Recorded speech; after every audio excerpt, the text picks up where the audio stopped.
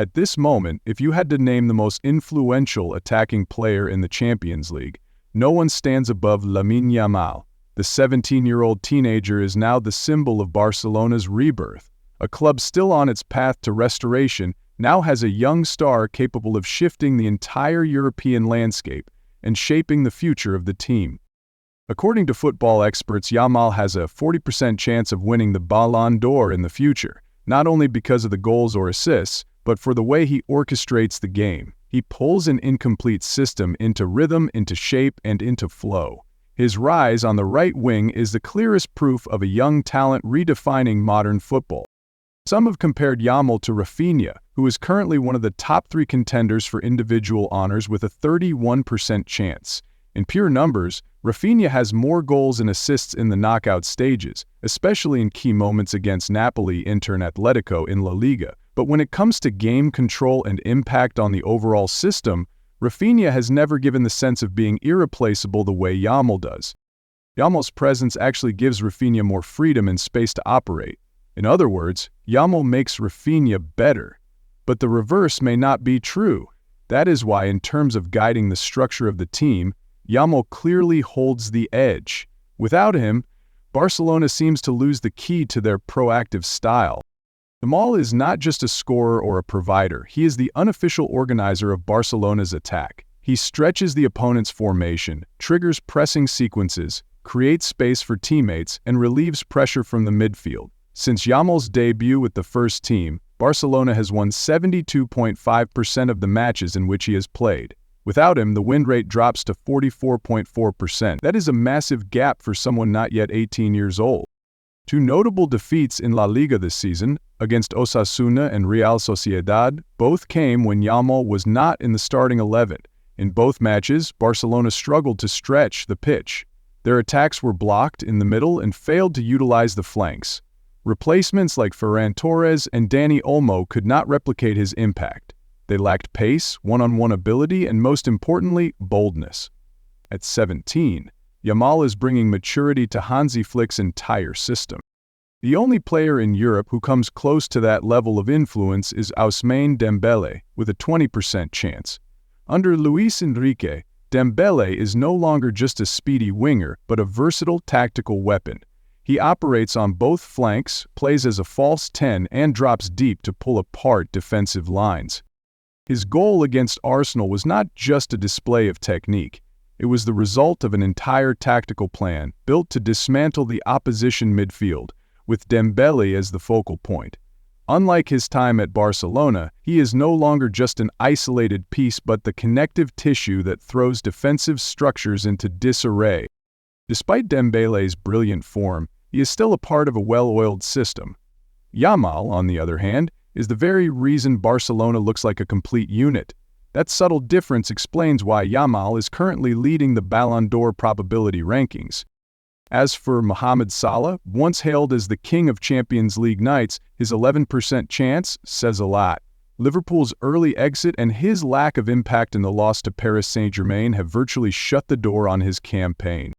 Looking at the bigger picture, Yamal is the reason Barcelona is being mentioned as a club with serious ambitions. And if their journey to the Champions League final continues, this may not only be the year of the most brilliant 17-year-old in history, but the year Barcelona places a new chapter of its legacy on the shoulders of an irreplaceable name. So the question now is, can Yamal surpass Ronaldo Nazario to become the youngest ever Ballon d'Or winner? Let's revisit history. Ronaldo won the award at the age of 21. Messi and George Best received it at 22. If Barcelona secures a treble this season, with the Spanish Super Cup already in their hands, Yamal will have collected more club-level titles than those legends did at that age, all within a single season. Ronaldo scored a mountain of goals for Barcelona during the 1996-97 season, but he did not win the Champions League. George Best lifted the European Cup with Manchester United at 22, but missed out on domestic trophies. Michael Owen shined in the FA Cup and UEFA Cup, but did not feature in the Champions League.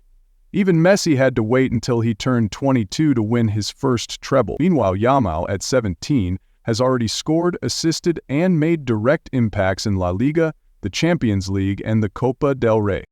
And that is not all. Yamal has also delivered explosive performances in the Spanish Super Cup and high-stakes clashes like El Clasico, Paris Saint-Germain, and Bayern Munich. If he caps off the season with a few more big moments in the final, Yamal will not only stand out in terms of age compared to his predecessors, but he will also deserve to be in the Ballon d'Or conversation, not in the future, but right now. Yamal still has several years to break the record for the youngest Ballon d'Or winner, so there is no need to rush.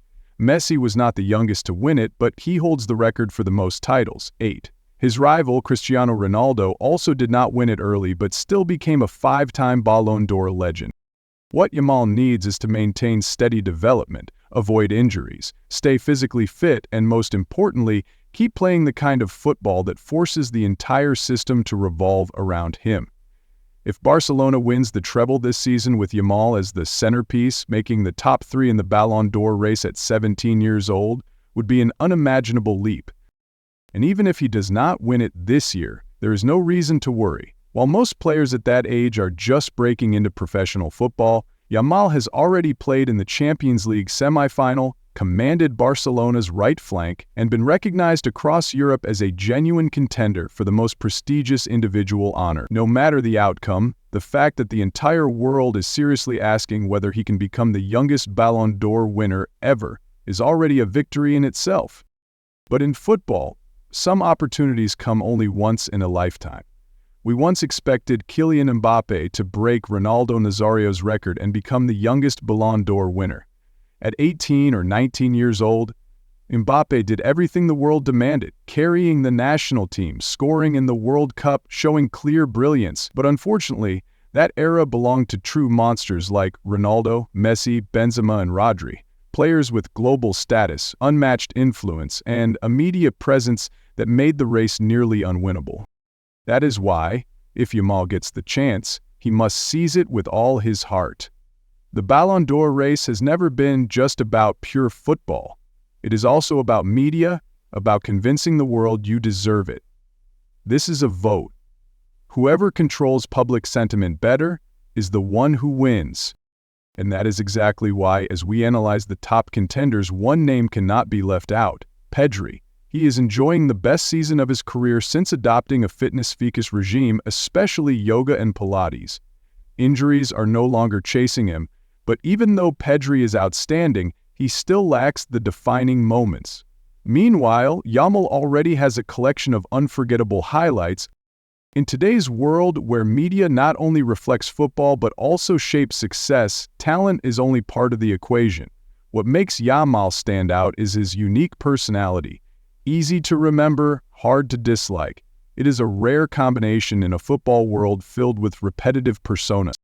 At 17 years old, Yamal has already built a clear personal brand. His striking blonde hair is like a flare. His mischievous smile is charming, not annoying. His calm eyes show composure without coldness. Most importantly, his online image and on-field attitude are in perfect sync, creating a rock-solid identity.